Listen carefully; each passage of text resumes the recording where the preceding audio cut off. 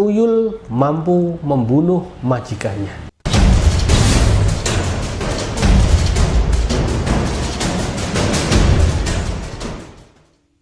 Assalamualaikum warahmatullahi wabarakatuh. Ya, jumpa lagi bersama saya sore ini. Ya, ini kebetulan sore hari.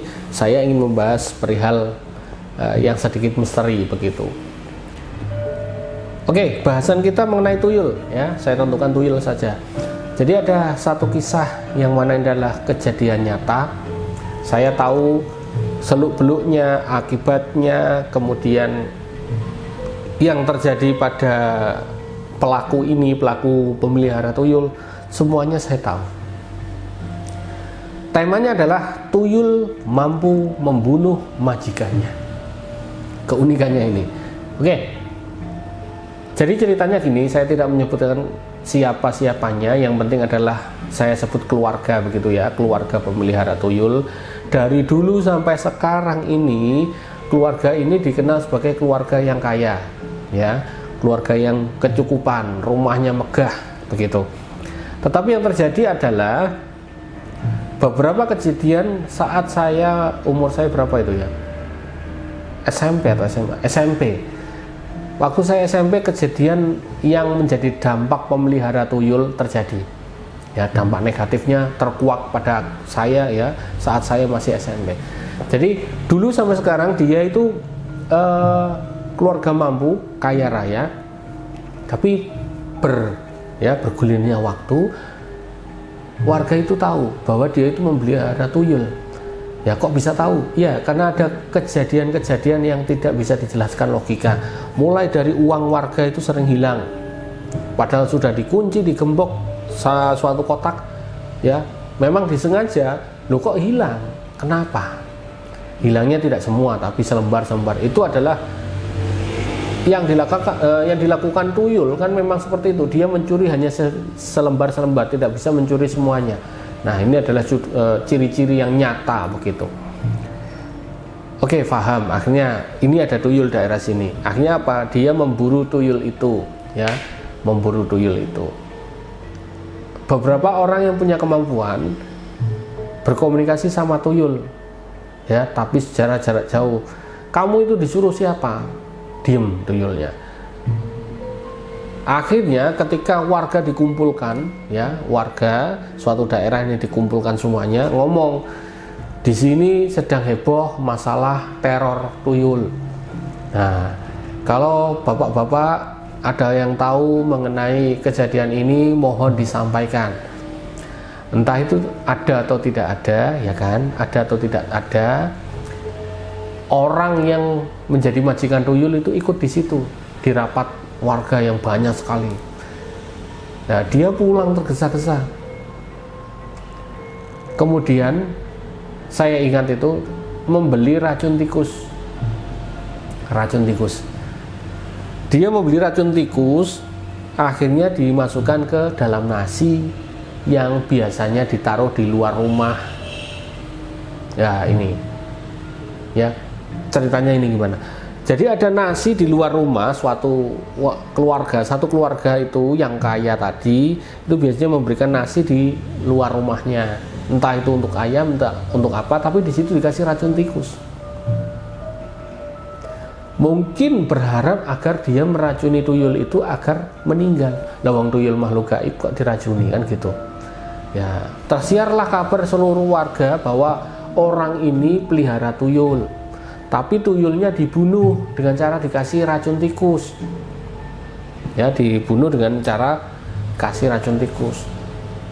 Apakah mati tuyulnya? Ya enggak, wong tuyul itu makhluk gaib kok dibunuh pakai racun tikus, nggak bisa. Nggak bisa. Dan yang terjadi bagaimana? Si tuyul ini memberikan teror kepada keluarga itu.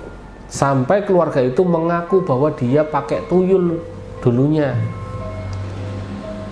Itu zaman dulu ya, saudaraku semuanya. Andaikan zaman sekarang sudah habis keluarga itu mungkin diamuk massa.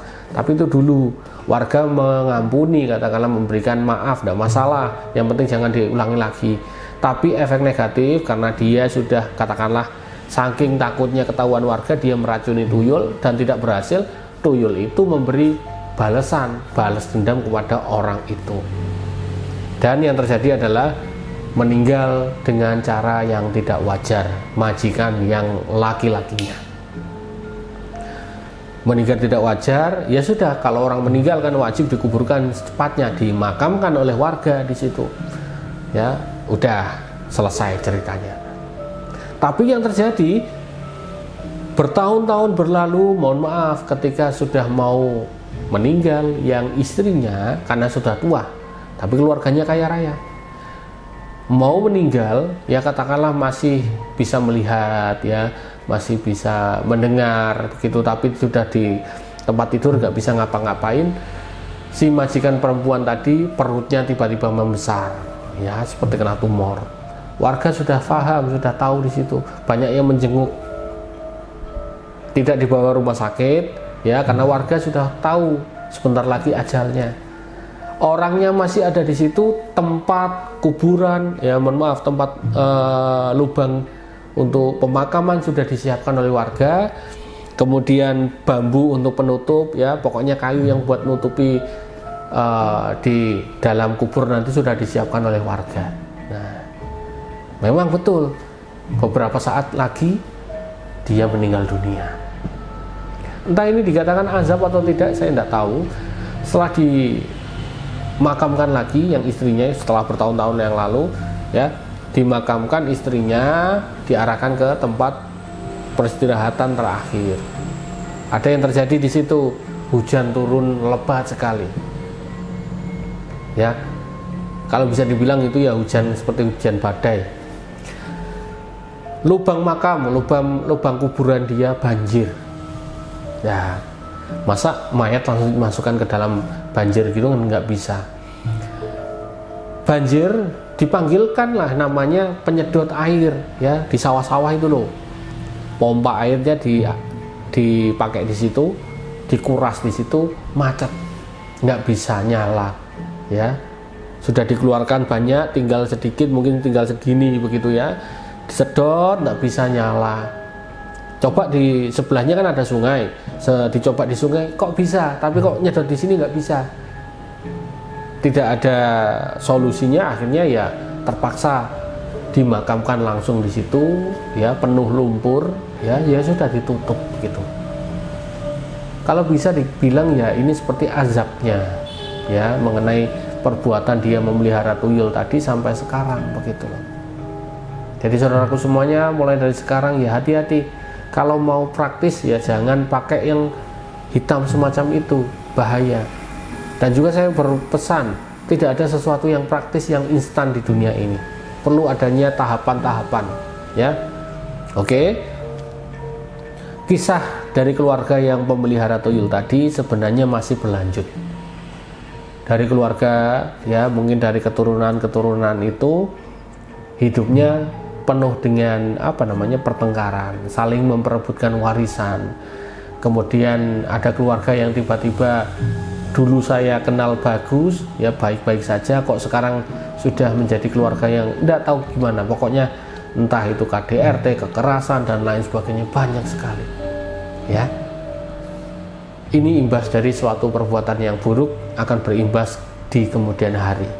Ya, mungkin cukup sekian apa yang saya sampaikan. Ya, sekian dari saya. Wassalamualaikum warahmatullahi wabarakatuh.